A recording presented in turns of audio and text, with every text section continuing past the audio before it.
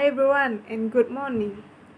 Before we discuss more and before we learn more about this topic, which is about the computer-based information system, me as the first presenter, I would like to thank to Sir Muhammad Afiza because choosing the best topic for us to discuss and to improve our general knowledge toward this topic. Before that, before we explain more, before we discuss more about this topic, I would like to introduce myself. My name is VANESSA LANDIE and Antoni, AP 180193.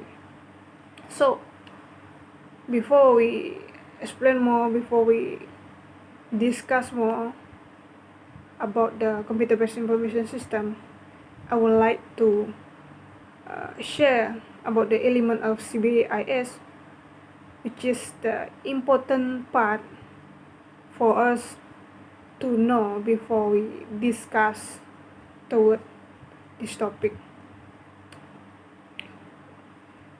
We have 5 important elements of computer-based information system CBIS. The first element, which is hardware.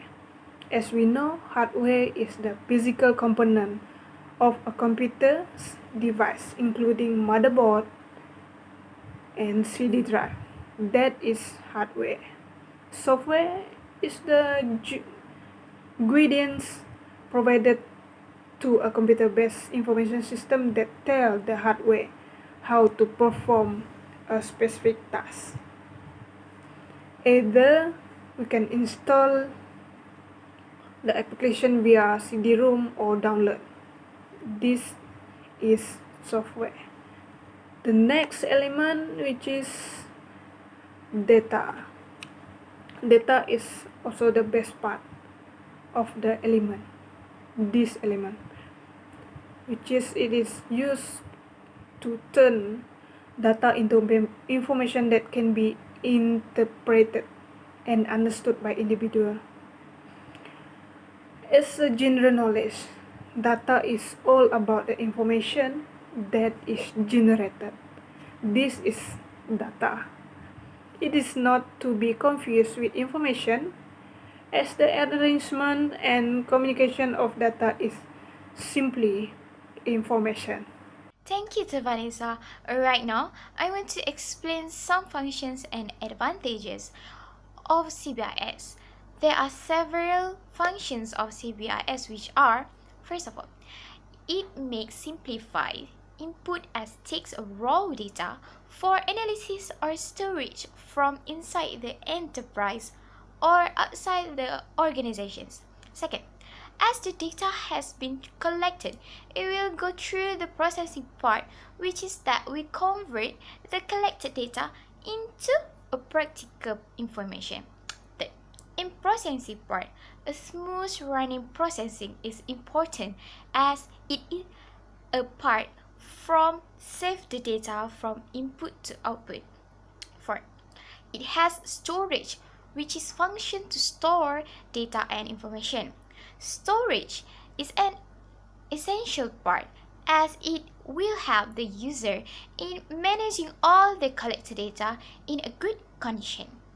Fifth, the output will turn out the information or fact in either hard copy or soft copy form for determination is made.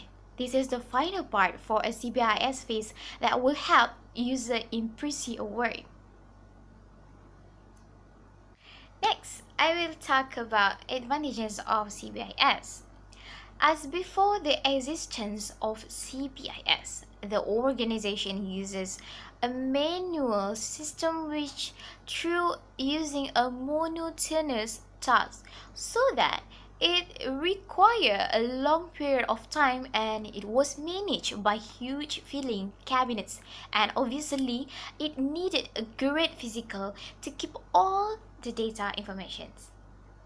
With the existence of CBIS, it changed all of the routines as for the previous system towards a more reliability, more efficiency. Also, it flexibility and friendly for the beginner user. there are some advantages of CBIS that it can be simplified. First, data centrality. Second, access efficiency. And third, extensibility. Next, I will pass to FATIN to explain more about CBIS. Thank you, AFIFAH, for the clear explanation. Before I start my part, I will introduce myself first. I'm NABILA binti IZAIDDIN, AP180070. I will explain about the categories of computer-based information system. There's 4 categories in this subtopic, which is the first one is decision support system, management information system, transaction processing system, and the last one is office automation system. Decision support system or DSS is a base system used by senior manager. This system are usually used to analyze the existing structure information and allow manager to project the potential effect of their decision into the future.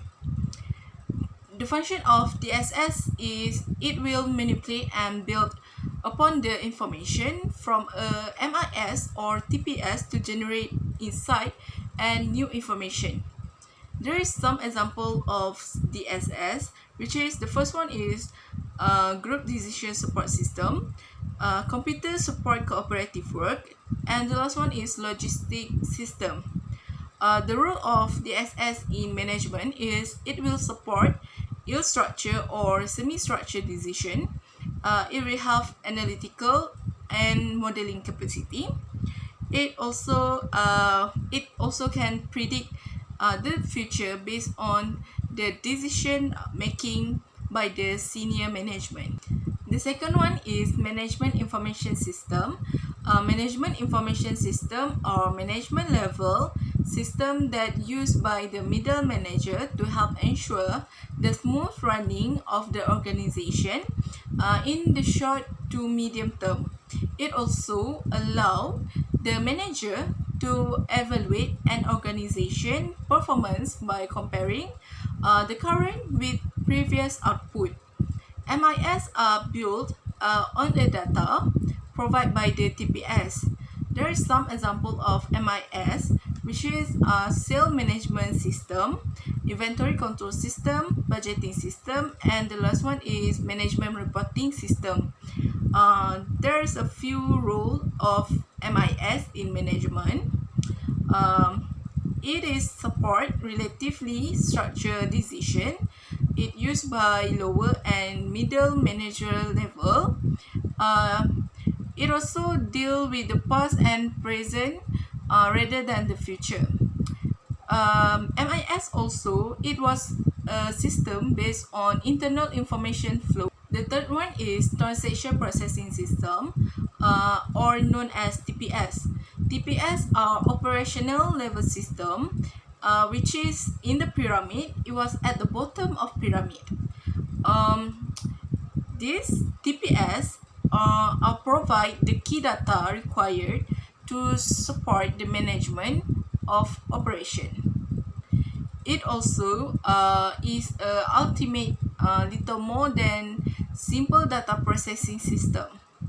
There is some example of TPS, which is payroll system, order processing system, reservation system, stock control system, and the last one is system for payments and funds transfer. The role of TPS in management is TPS will produce information for another system. It also cross boundaries, which is internal and external. It used by operational personnel and also supervisor level. It was very efficiency oriented. The last one is office automation system or known as OAS. Office automation refer to the variety computer machinery and software used to digitally create, collect, store, manipulate, and relay office information needed for accomplishing basic basic tasks. Raw data storage, electronic transfer, and the management of electronic business information comprise the basic activities of an office automation system. Office automation system help in optimizing or automating the existing office procedure. The backbone of office automation is a LAN, which is it allow user to transmit data, mail, and even the voice across the network. All office functions such as dictation, typing, copying, fax, and record management, it fall into these categories. That's all for my part. So for the next, AQIL, Suha, can you explain to us about the implication of software that our group chose? Assalamualaikum warahmatullahi wabarakatuh. My name is NOOR ASUHAH binti ABDULLAH, AP 180041. Now I want to present my part, which is about the implementation of the executive information system. The first one is financial management. Financial management is very important for every organization or businesses. This is because of before we want to run the business, we need to be excellent in finance management. This is because of every decision made will be affecting the reputation of the company. As we know, the objective of the financial management is to maintain enough the supplies of funds for the company and also to ensure that the shareholders get good return for their investment. By using executive information system, we'll know the cash flow of the company and also the ratio of the company. So it's easy for the shareholders to invest their share or stocks on the company, which is they know the benefit that they will get. For example, Bamboo HR is one of the company which is using executive information software. The finance department will always control the cash flow of the company and also having a planning to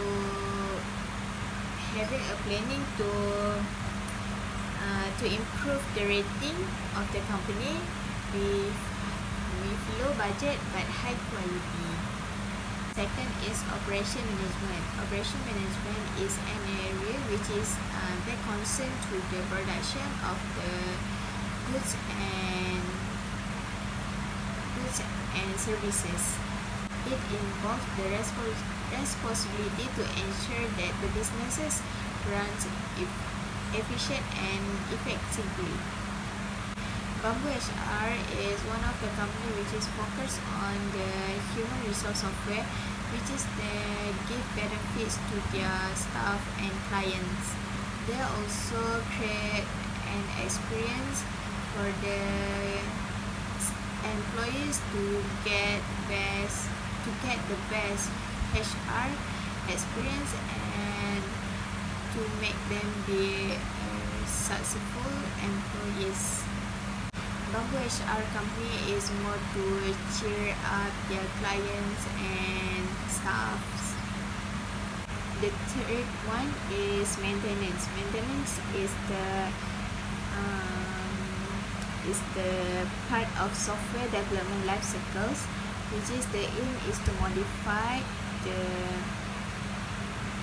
and update the software after delivered to correct every mistakes and improve the performance.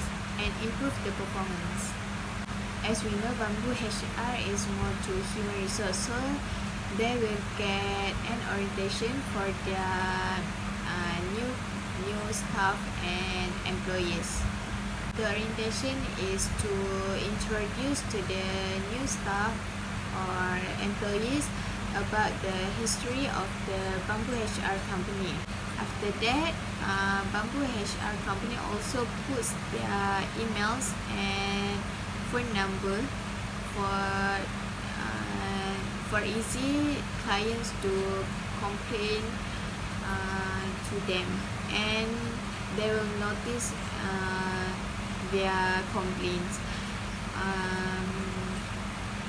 By this convenience, it's easy for the company to improve their services and always alert with the feedback given. Alright, that's all from me. Thank you. Assalamualaikum warahmatullahi wabarakatuh.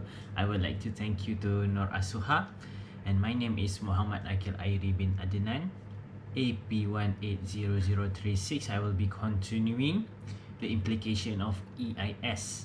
For my point is storage management. So what is storage management? Storage management is when they have a software or even a hardware that is our way on to how to store our data more efficiently, because if we use it, if we manage storage traditionally by using files and paper, something like that, they will use more space, and it will be a hassle to find the data that we wanted.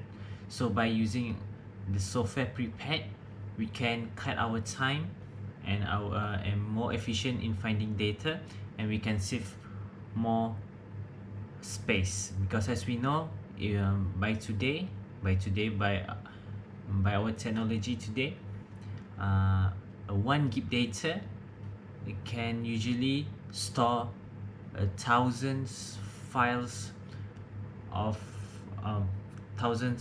Microsoft Word files.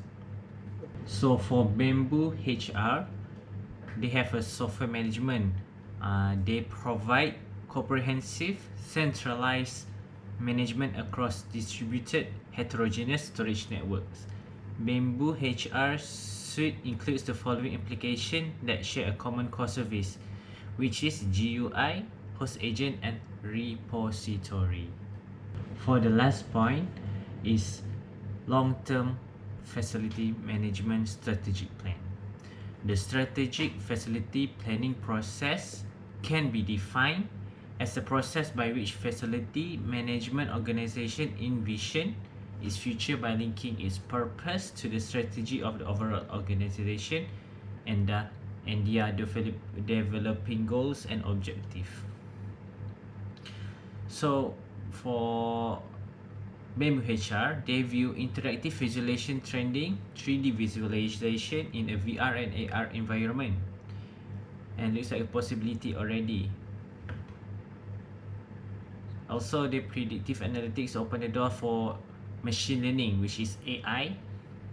What is going to be next based on data from the past, where the data processing can be done in many ways. So that's all from me. I will pass to Aini. Thank you. Thank you to Soha and Aqil for the presentation about the implication of EIS.